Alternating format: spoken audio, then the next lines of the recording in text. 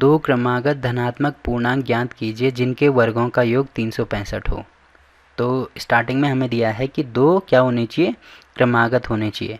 क्रमागत का मतलब होता है क्रम से आने वाले, क्रम से आने वाले, ठीक है। जैसे क्रम से कौन कौन से नंबर आते हैं, जैसे मैंने लिख दिया 1, तो 1 के बाद क्या आता है, 2 आता है, तो ये दोनों क्या हो गए, दो क्रमागत नंबर हो गए। या एग्जाम्पल के लिए मैंने लिख दिया 2, तो 2 के बाद क्या आता है, 3 आता है, तो ये भी दो क्रमागत नंबर हो गए। या मैंने लिख दिया 15, तो 15 के बाद क्या आता है, 16 आता है, तो ये भी क्या हो गया, दो क्रमागत नंबर हो गए, ठीक है। तो देखो यहाँ पे तो ये तो नंबर मुझे पता है, ये तो मैंने एग्जाम्पल दिया, ये नंबर मुझे पता है, बट यहाँ पे मुझे दो क्रमागत नंबर नहीं पता है। तो एग्जाम्पल के लिए मान लीजिए पहला नंबर है 15 और दूसरा नंबर है 16, तो 16 को मैं ऐसे लिख सकता हूँ 15 + 1, ठीक है, बात तो एक ही है। तो अगर मैं 15 की जगह पे x लेता हूँ, मान लीजिए x बराबर है 15, तो x की वैल्यू मैंने 15 ले ली, तो यहाँ पे पहला नंबर हो जाएगा x और दूसरा क्या हो जाएगा, 15 की जगह पे मैंने x ले लिया तो x + 1 हो जाएगा, ठीक है। तो पहला नंबर हो जाएगा x और दूसरा नंबर हो जाएगा x + 1। अब देखो ये दोनों क्रमागत नंबर हो गए। कैसे हो गया, अब x की वैल्यू कुछ भी ले लो, हमेशा ही क्रम से आने वाले नंबर आएंगे। जैसे अगर मैं x की वैल्यू 1 लेता हूँ, तो पहला नंबर हो गया 1 और दूसरा नंबर क्या हो गया, 1 + 1, मतलब दूसरा नंबर हो गया 2। वैसे ही अगर मैं x की वैल्यू 2 लेता हूँ, तो यहाँ पे पहला नंबर हो गया 2, दूसरा नंबर हो गया 3, ठीक है। तो ये दोनों नंबर क्या हो गए, दो क्रमागत नंबर हो गए, ठीक। तो ये चीज़ होगी। आगे हमें दिया है धनात्मक, तो ये दोनों नंबर क्या होनी चाहिए, हमेशा धनात्मक होने चाहिए, यानी हमेशा या तो 2 होगा या 3 होगा, मतलब दोनों में प्लस आना चाहिए। ऐसा कभी भी नहीं होगा कि ये -2 है और ये 3 है, तो इसमें एक ऋणात्मक नंबर हो गया। तो ऋणात्मक यानी ऋण चिन्ह नहीं आना चाहिए, सिंपल सी बात है, धनात्मक का मतलब ये होता है, ठीक है। तो दोनों धनात्मक होने चाहिए और पूर्णांक होने चाहिए। पूर्णांक का मतलब पूर्ण अंक होने चाहिए, ठीक है, अपने आप में नंबर पूर्ण होना चाहिए, यानी दशमलव में नहीं होना चाहिए। तो इतनी चीज़ें तो यहाँ पे हो गई।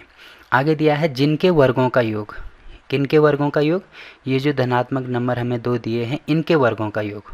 तो पहला नंबर है x और दूसरा नंबर है x + 1, तो इनका क्या करना है, पहले वर्ग करना है। तो इसका वर्ग करेंगे तो यहाँ पे स्क्वायर हो जाएगा और इसका वर्ग करेंगे तो यहाँ पे स्क्वायर हो जाएगा।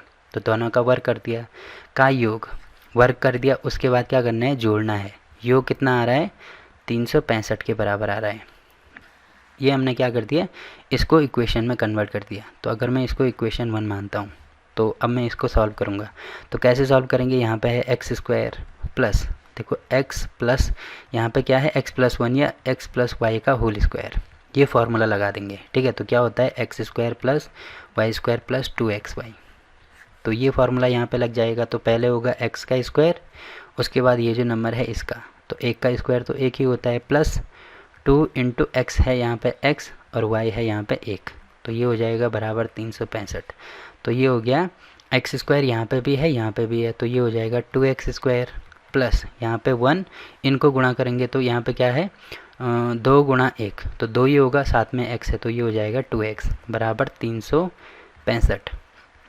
तो ये हो जाएगा 2x² प्लस उसके बाद x की सबसे बड़ी पावर के बाद उसके छोटी पावर, तो 2x हो जाएगा। अब यहाँ पे प्लस में 1, इसको इधर लेके आओ तो माइनस में हो जाएगा 365 बराबर 0। तो ये कितना हो जाएगा टोटल यहाँ पे, अब ये हो जाएगा 2x² प्लस 2x, इसको इसमें से माइनस करेंगे तो जो बड़ा वाला साइन है वही, मतलब जो बड़ा वाला नंबर है उसी का साइन आएगा, तो माइनस हो जाएगा 365 - 1, तो ये हो जाएगा 364 बराबर 0। अब देखो एक चीज़ आप यहाँ पे देख रहे होंगे कि 2 यहाँ भी है, यहाँ भी है और यहाँ भी है, क्योंकि इसको मैं ये 2 से पूरी बार कट रहा है, ठीक है, क्योंकि यहाँ पे 4 है, तो 2 कॉमन ले लो। तो यहाँ पे अगर मैं 2 कॉमन लेता हूँ तो ये हो जाएगा x² प्लस x माइनस, अब 2 का भाग करेंगे तो 2 × 2, 8 दूनी 16 और 2 दूनी 4, तो 182 बराबर 0। अब देखो जैसे मैंने यहाँ पर इससे पिछले वाले क्वेश्चन में ऐसे लिखा था कि x - 2 x + 3, मतलब ऐसे दो हमारे क्या बने थे, फैक्टर बने थे। फिर पहले इसको हमने 0 के बराबर किया था, फिर इसको हमने 0 के बराबर किया था। तो वैसे ही हम यहाँ पे भी करते हैं, पहले 2 को 0 के बराबर करेंगे और फिर ये जो नंबर है इसको x² प्लस x माइनस 182 को 0 के बराबर करेंगे। अब देखो हमें पता है कि 2 कभी भी 0 के बराबर नहीं हो सकता, तो ये तो यहाँ पर नॉट पॉसिबल हो गया, ठीक है। तो हमारे पास केवल पॉसिबिलिटी क्या बची ये वाली पॉसिबिलिटी बची बस। तो अब इसी को हम यहाँ से आगे बढ़ाएंगे। अब देखो ये क्या बन गया, द्विघात समीकरण बन गया। तो द्विघात समीकरण को कैसे सॉल्व करना है, ये जो 182 हमें दिया है इसके फैक्टर कर दो। 2 से स्टार्ट करते हैं, पर जो बड़े वाले गुणनखंड है वहाँ से शुरू कर सकते हैं। तो अगर मैं 4 से भाग करता हूँ तो 4 का भाग जाएगा इसमें, 4 का भाग नहीं जा रहा है।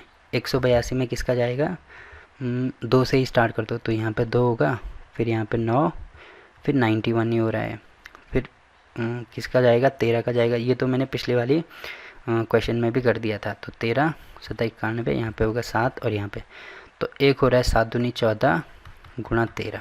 तो अगर मैं इन दोनों को क्या करता हूँ, माइनस करता हूँ, तो मुझे क्या मिलेगा, 1 मिलेगा। ठीक है, क्योंकि यहाँ पे क्या है, कुछ नहीं है, कुछ नहीं है का मतलब है यहाँ पे है 1। तो ये हो जाएगा, इसको मैंने 2 ऐसे में तोड़ दिया, 1 है 14, 1 है 13। अब देखो अगर मैं इनको प्लस करता हूँ तो 25 हो रहा है, नहीं 27 हो रहा है, बट अगर मैं इनको माइनस करता हूँ तो मुझे 1 मिल रहा है।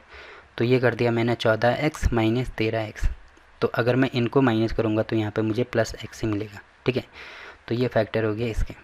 अब क्या कर दिया मैंने, इसको तो तोड़ दिया। अब यहाँ पे स्टार्टिंग में एक्स स्क्वायर है, यहाँ पे प्लस होगा और माइनस में 182 बराबर 0।